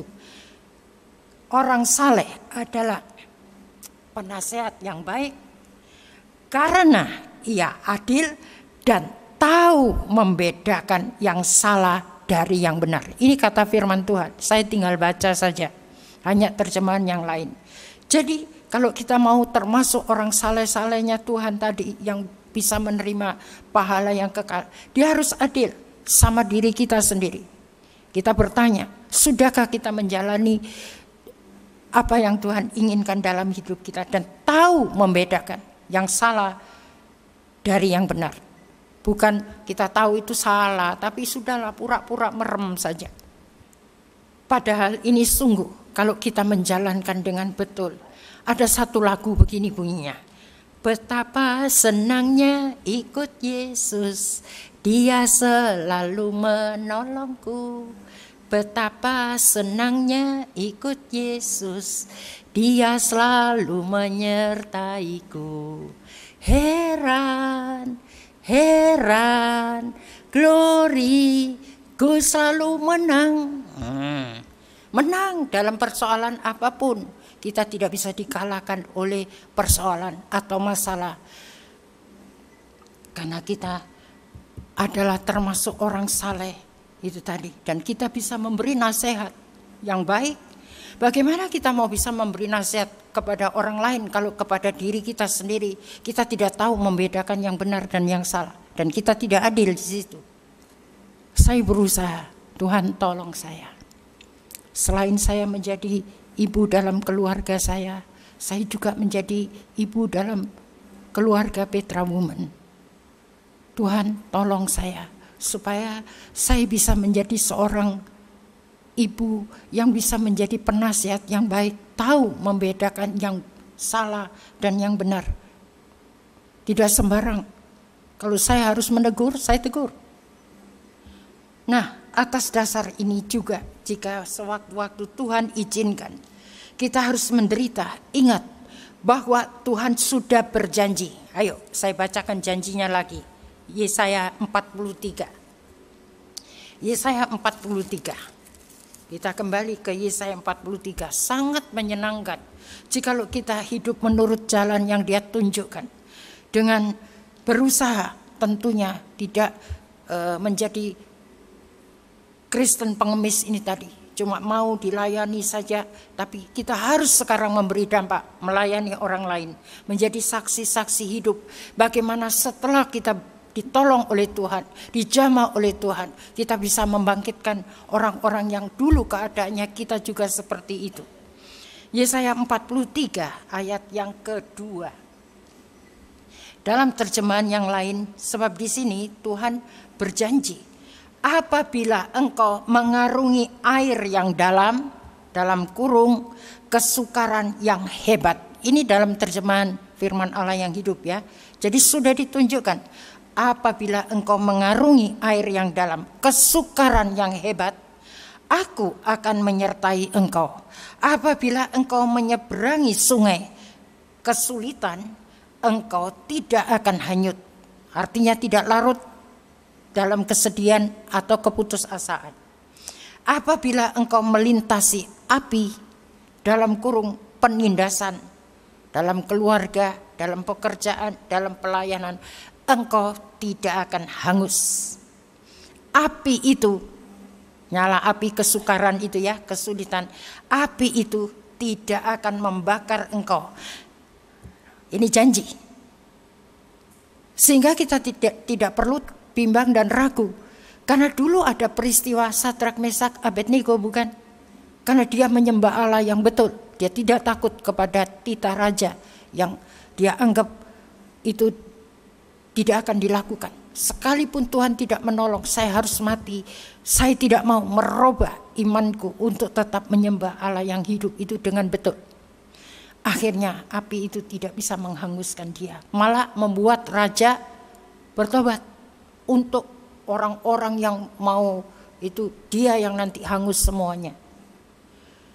Nah, kadang-kadang Tuhan izinkan api penindasan itu membakar hidup kita. Bahkan bisa menghanguskan iman kepercayaan kita kepada Tuhan.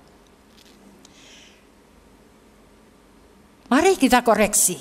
Kenapa Tuhan izinkan? Sebab memang Ibrani dikatakan dia Allah api yang menghanguskan.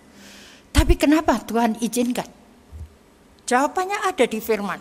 Saya tinggal baca saja. Yesaya pasal 42. Supaya saudara tahu kalau iman kita betul, kepercayaan kita betul kepada Tuhan, api percobaan, penindasan apapun tidak bisa menghanguskan iman kita, menghanguskan sukacita kita, menghanguskan damai sejahtera kita. Apa saja tidak akan bisa menghanguskan itu. Kemudian di sini dikatakan tadi, kalau itu hangus diizinkan Tuhan, Yesaya 42 ayat 24 dan 25.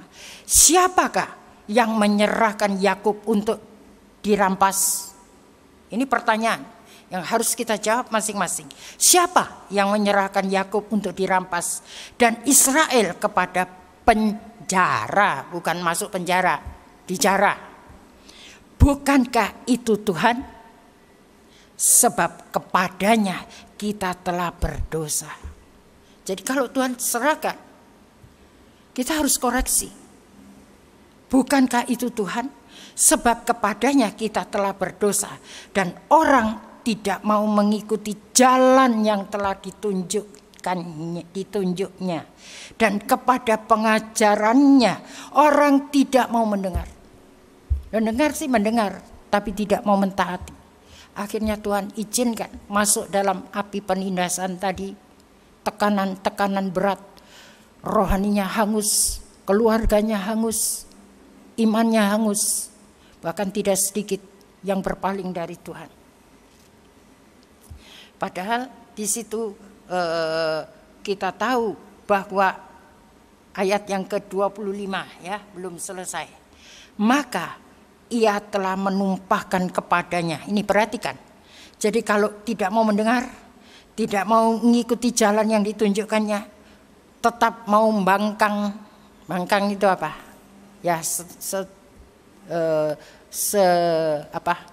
senada dengan memberontak. Maka ia besar telah menumpahkan kepadanya kepanasan amarahnya dan peperangan yang hebat yang menghanguskan dia dari sekeliling, tapi ia tidak menginsafinya, dan yang membakar dia tapi ia tidak memperhatikannya. Masa bodoh. Dalam terjemahan yang lain begini bunyinya. Siapakah yang membiarkan Yakub atau Israel dirampok atau disakiti? Bukankah Tuhan? Karena terhadap Tuhanlah mereka telah berdosa. Mereka tidak mau menempuh jalan yang ditunjukkannya dan tidak mau mendengarkan hukum-hukumnya. Itulah sebabnya. Ada tekanannya. Jadi karena dua hal itu tadi, tidak mau mengikuti, menempuh jalan yang ditunjukkannya, mau pakai jalannya Kain tadi ya, akhirnya celaka sendiri dan tidak mau mendengarkan hukum-hukumnya, tidak mau berpaling, jadi tetap mengeraskan hati. Itulah sebabnya Allah mencurahkan murkanya yang sangat besar, ini kata firman Tuhan, kepada umatnya nya besar, dan menghancurkan mereka di dalam peperangan yang hebat. Berarti kesukaran yang hebat dia akan alami. Api menghanguskan mereka. Saya sudah katakan bukan? Dia Allah api yang menghanguskan. Tetapi mereka tidak mempedulikannya. Mereka tidak mengerti bahwa Allah berharap mereka akan bertobat. Ini sudah tidak ada lagi pengertian seperti ini. Dan itu terjadi juga ditulis dalam kitab Wahyu. Saudara bisa baca Wahyu 16 ayat 8, 9 sampai 11. Walaupun sudah ada hal-hal yang tidak menyenangkan, tetap mereka tidak mau bertobat dari perbuatan-perbuatan mereka. Bahkan menghujat nama Allah yang berkuasa atas malapetaka itu. Biarlah dengan adanya corona ini kita membuat sadar, jangan tetap kita berkeras hati untuk masing-masing memakai kemauan kita. Padahal kalau kita pikir itulah sebabnya tadi toh dikatakan bahwa Allah mencurahkan murkanya. Apakah Tuhan rela sebetulnya? Ini loh hati Tuhan yang saya mau tunjukkan sebagai akhir dari khotbah saya. Ratapan pasal yang ketiga. Tuhan tidak ingin. Itu hati Tuhan. Tuhan cuma ingin kita mengikuti jalan yang ditunjukkan. Jangan mengikuti jalan yang ditempuh Kain. Yang sudah ada teguran Tuhan, tapi dia tetap mengeraskan hati. Pura-pura tidak tahu bahwa dia sudah melakukan dosa yang besar. Membunuh adiknya. Ratapan pasal yang ketiga. Ratapan 3 ayat 32 sampai 33. Karena walaupun ia mendatangkan susah, tadi ya, kesukaran yang hebat, ia juga menyayangi menurut kebesaran kasih setianya. Karena tidak dengan rela hati ia menindas dan merisaukan anak-anak manusia. Kalau dipijak-pijak dengan kaki tawanan-tawanan di dunia. Saudara masih di dunia atau tidak? Tuhan tidak rela. Karena dia sudah menebus mahal dengan pengorbanannya supaya kita jangan menerima kematian, maut tadi. Karena upah dosa itulah maut. Dan sengat dosa itu sudah dikalahkan. Tapi kalau kita masih dipijak-pijak oleh hal-hal yang menawan kita selama di dunia ini, mari kita berbalik sekarang. Kalau tadi sudah mengikuti jalannya Kain, mau-maunya, dan tidak ada takut sama Tuhan, sekalipun dia anak Tuhan, sekarang kita memberesi di hadapan Tuhan. Tidak ada yang bisa tolong selain kita sendiri. Jangan mental pengemis, cuma menyandarkan orang. Kalau didoakan, puji Tuhan, sadar, nanti ulang lagi. Tuhan mau sekali bangkit, kita terus bangkit untuk memuliakan Tuhan. Dan untuk menjadi saksi-saksi Tuhan. Untuk bagaimana ketika kita terpuruk, tapi kita nyadar bahwa banyak kesalahan yang sudah saya buat di hadapan Tuhan. Mulai hari ini Tuhan, tolong saya. Maka pasti Tuhan datang menolong, karena dia tidak rela kita dipijak-pijak oleh kesulitan-kesulitan, sehingga kita tertawan oleh bermacam-macam masalah selama kita hidup di dunia. Karena Tuhan berjanji tadi, orang-orang yang hidupnya dengan Tuhan, mau ditunjukkan jalannya, hidupnya bagaimana tadi? Akan mewarisi bumi. Dan anak cucunya itu tadi mewarisi bumi ya. Dan dia tidak akan mengalami kelaparan dan sebagainya. Tapi pemeliharaan Tuhan yang sempurna. Ayo mari kita sama-sama datang kepada Tuhan. Mengkoreksi diri.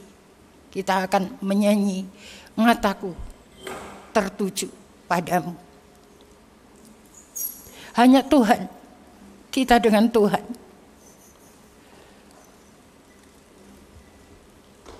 Jangan takut kita mengakui segala kesalahan kita di hadapan Tuhan. Kalau perlu di hadapan manusia yang kita sudah salah. Dan dengan sungguh-sungguh kita berbalik. Jangan cuma mengaku, tapi tidak ada tindakan yang nyata.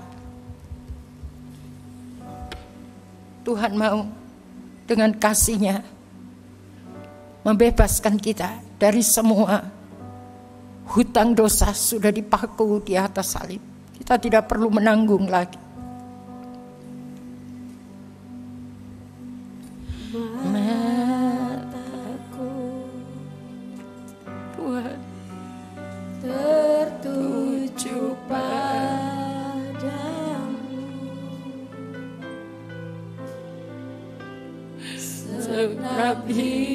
ayo tujukan mata hati kita sekarang kepada Dia. ku serahkan padamu. Dan mulai hari ini kita mohon Tuhan bimbing aku. Bimbing aku supaya kami masuk dalam rencana-Mu Tuhan. Hari depan yang penuh dengan harapan. untuk membesarkan kerajaan-Mu.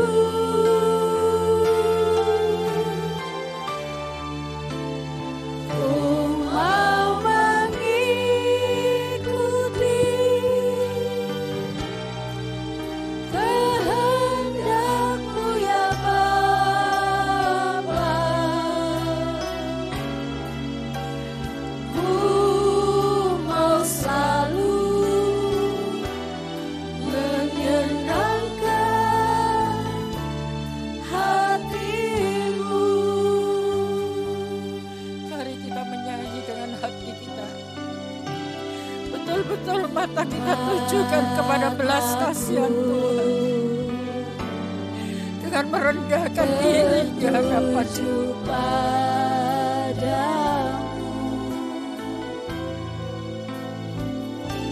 Senap hidupku ku serahkan padamu.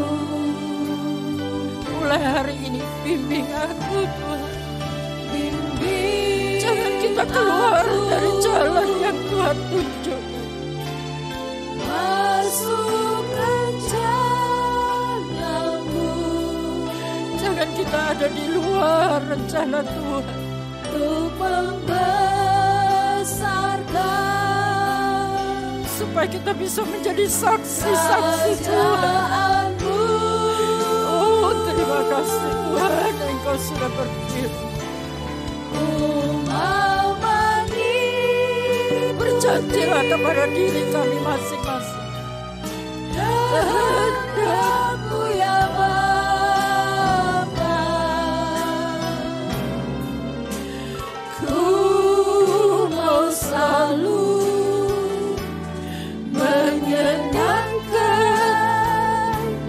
hatimu. Kita menyanyi lagi satu kali lagi dengan betul-betul rendahkan diri Anda di hadapan Tuhan. Kehendakmu ya Bapa, ku mau selalu menyenangkan. Sekali lagi ku mau mengikuti. Berkomitmenlah dengan Tuhan. Mau mengikuti kehendakmu ya Bapa.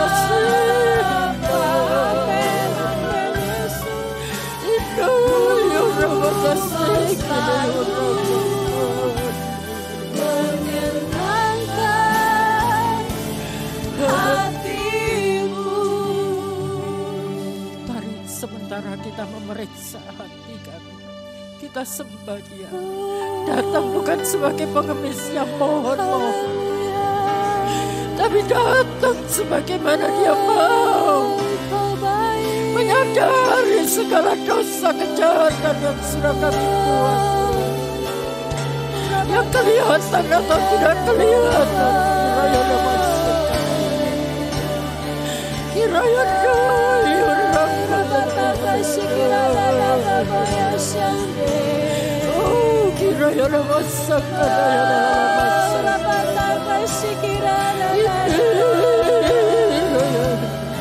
jangan kita terus mendukakan Roh Kudus. Roh Kudus sudah akan dicurahkan. Dia sudah naik ke surga. Dia turunkan Roh Kudus menjadi alat bantu untuk membantu setiap kelemahan-kelemahan kami. Oh, kiranya lamasak buka hati saudara. Terima ucapan Roh Kudus. Maka saudara akan berubah untuk mengerti jalan yang Tuhan tunjukkan. Iraya nama sikini kuria batasan. Iraya batasikini. Ura batasikini. Oh, mulai dari perkataan-perkataan kami yang sudah salah, hapus semua dengan darah dan gembala dalam nama Yesus, supaya perkataan kami berbau harum, mengeluarkan kasih Allah untuk menolong orang-orang di sekeliling kami, terutama dalam keluarga kami. Kami menjadi seorang ibu, menjadi seorang istri, menjadi seorang oma yang menjadi penasehat yang baik dalam keluarga, yang adil, yang tahu membedakan mana yang benar dan mana yang salah. Roh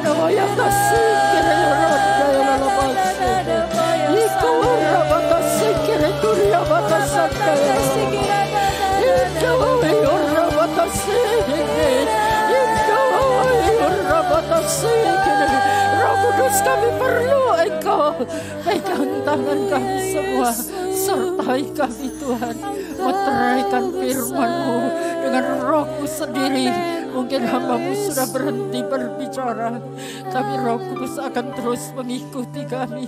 Dimanapun kami berada, Roh Kudus akan tuntun dan pimpin langkah-langkah kami. Perenungan-perenungan siang dan malam Bapa, supaya kami boleh menjadi alat-alat yang bisa menjadi saksi Tuhan. Seperti pengemis itu tadi Tuhan, masuk dalam bait Allah, masuk dalam rencana Allah. Oh, terima kasih Tuhan. Engkau jangan kami menjadi anak-anak Tuhan yang selalu hidup curang. Kami tidak mau mencurangi Tuhan keinginan hati-Mu dengan apa yang kami lakukan.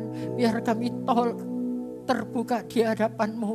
Engkau perbaiki apa yang Tuhan belum bersih di dalam hati pikiran kami semuanya. Sampai semua yang kami kerjakan supaya itu menjadi berkat di dalam keluarga kami lebih dulu.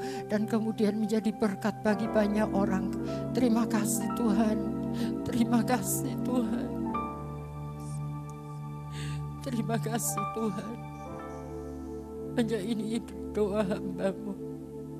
Datanglah Roh Kudus ke rumah masing-masing, di mana saudara berada.